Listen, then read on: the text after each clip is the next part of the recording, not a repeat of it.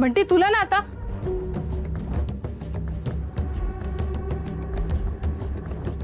बंटी काय गेम खेळतो काय? खेळ खेळ. तुम्ही इथं काय करताय? एवढं समजा होऊन बी माझ्या मागावर इथपर्यंत आलंय. अहो तुम्ही जायत ना, सुखानं जगू द्या मला. माझं जगणं उद्ध्वस्त झाले त्याचं काय? तुमचं तुम्ही बघा. शाल्याने जी आहे. अहो तुमच्या बायकोच्या तावडीतनं कशी बशी सुटले मी आधीच. मला माझ्या मुलाकडे आणि त्याच्या भविष्याकडे लक्ष देऊ दे. नका मला या भानगडीमध्ये ओढू. किती सहज बोलता हो तुम्ही, हे सगळं पाठ करून ठेवल्यासारखं. हे सगळं बोलताना मला काय होत असेल याचा थोडा तरी विचार करा. अहो जीव जडलाय माझा तुमच्यावर. नका बोलू तेच सारखं. अहो ऐकून तरी घ्या तुम्ही. अहो तुमचं बी लग्न झालंय आणि माझं बी. अहो मान्य आपल्या दोघांचे लग्न झाले, पण माझ्या बायकोला माझ्यावर काही संसार नाही करायचा. संसाराच्या नावाखाली तिला भावला खेळायचं आणि मला काही तिच्या हातचा भावला व्हायचं नाही. मला त्याच्यावर राहायचंय ज्याच्यावर माझं प्रेम आहे. जसं माझं तुमच्यावर प्रेम आहे, तुमचं माझ्यावर प्रेम आहे. ते काय बी असलं तरी हे सगळं शक्य नाहीये. तुमची बायको उलट्या काळजाची. तिने जर माझा जीव घेतला तर माझ्या पोराकडे कोण बघणार? तुम्ही बघणार आहे का? तुम्हाला माहिती नाही मी तुमच्यासाठी काय काय सहन करू शकतो. त्या दिवशी माझ्या बायकोनं तुम्हाला धमकी दिली, तुमच्यावर हल्ला केला. त्यानंतर तिने माझ्यासोबत काय केलं माहिती? काय करताय? हो हे काय झालं?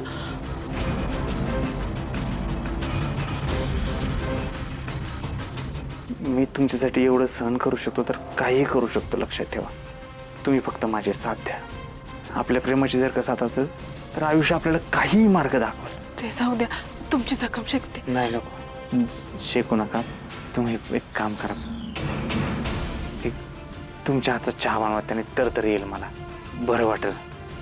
तुम्ही चहा बनवा, मी हाय बाहेर.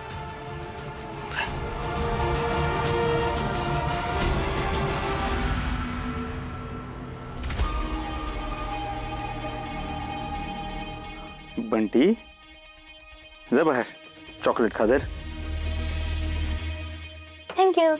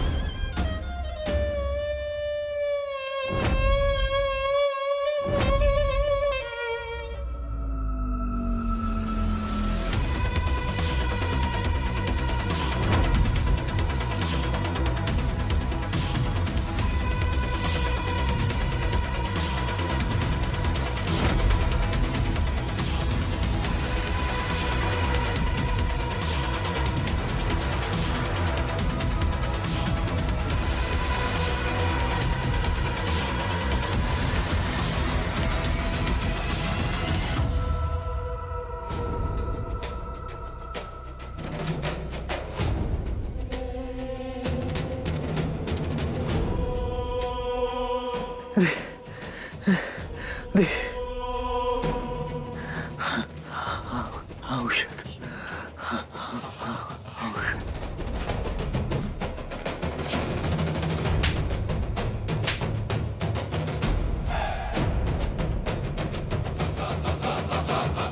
हा चहा घे. चहा घे तू. दादा काय झालं तुम्हाला? काय आठवतंय? काय झालं? शांत व्हा.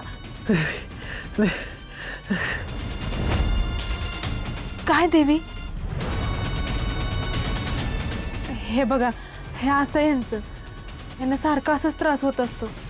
काय करावं काय समजेना. अहो ते मेंदूला मार लागलाय ना, त्याच्यामुळे असं काहीतरी जुनं आठवत असेल त्यांना, त्याच्यामुळे असं काहीतरी करतात. बिचाराच्या बाबतीत लय काहीतरी वाईट झालंय बघा, 100%. तुम्ही एक काम करा, ती औषधं द्या. ती वैद्यांना ती चाटण दिलंय ना, ती द्या, म्हणजे लवकर बरं होतील ते. होय, आता वेळ झाला की देईन त्यांना. चला निघू मी. चहा मस्त झाला होता, तुमच्या इतका नाही.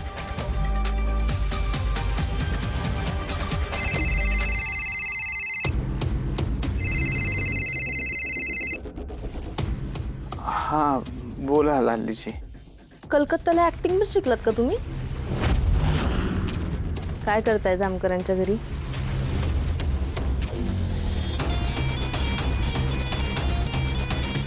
आजूबाजूला शोधताय का मला? तिकडे शोधून काहीच उपयोग नाही. मला जे समजायचं ना ते समजलंय. त्या शालिनीकडे फोन द्या. हा सांगितलेलं ऐकून आलं. शालिनीकडे फोन द्या.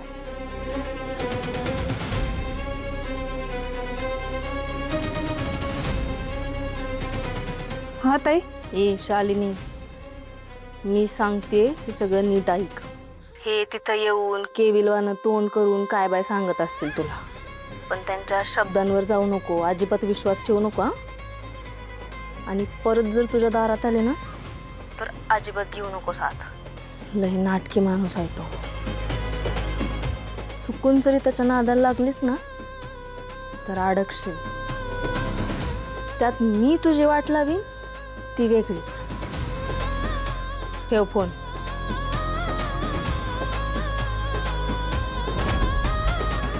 काय बोलले? तुम्ही जायत ना. बर, ते साकेत दादाला तेवढं. हो, तुम्ही जा आधी.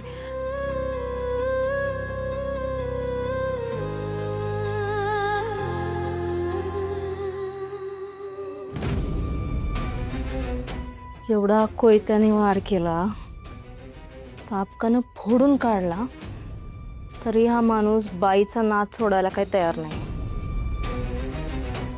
कशासाठी गेले असतील तर शालूकडं? का साकेतच्या मागे गेले असतील?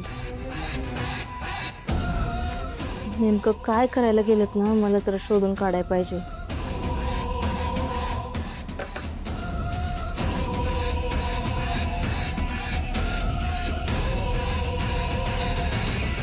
लहानपणीचा गोपाळ आणि आत्ताचा गोपाळ लय फरक आहे. लहानपणीचा माझा गोपाळ लय बोळा होता. हा परत आलेला गोपाळ सगळी दुनियादारी शिकून आलाय. हा आता नेमकं काय कांड करतो, कधी करतो, कशासाठी करतो, कसं करतो ह्याकडं बारीक लक्ष ठेवायला पाहिजे.